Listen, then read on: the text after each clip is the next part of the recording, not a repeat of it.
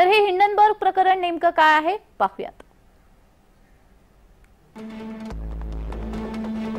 गौतम अदानी आणि अदानी समूहाविरोधात जानेवारी 2023 मध्ये आरोप सत्र सुरू केलं गेलं।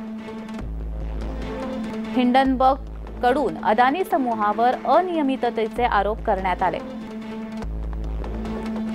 अदानी समूहाने शेअरच्या किमती वाढवल्याचा प्रमुख आरोप करण्यात आला। विरोधकांकडून केंद्रावर अदानी समूहाला वाचवत असल्याचा आरोप करण्यात आला। या आरोपामुळे अदानी समूहाचे शेअर हे धडाधड कोसळले। कंपनीकडून अनेक शेअरमध्ये गडबड करण्यात आली असे हिंडनबर्गचं मत आहे।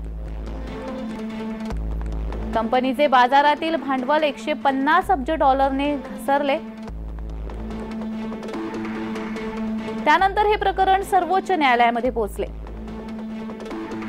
न्यायालयाकडून तपासासाठी तज्ञांची एक समिती गठीत करण्यात आली। हिंडनबर्ग प्रकरणाचा तपास एसआयटी कडे न जाता सेबी कडेच राहणार असा निकाल आता देण्यात आलाय।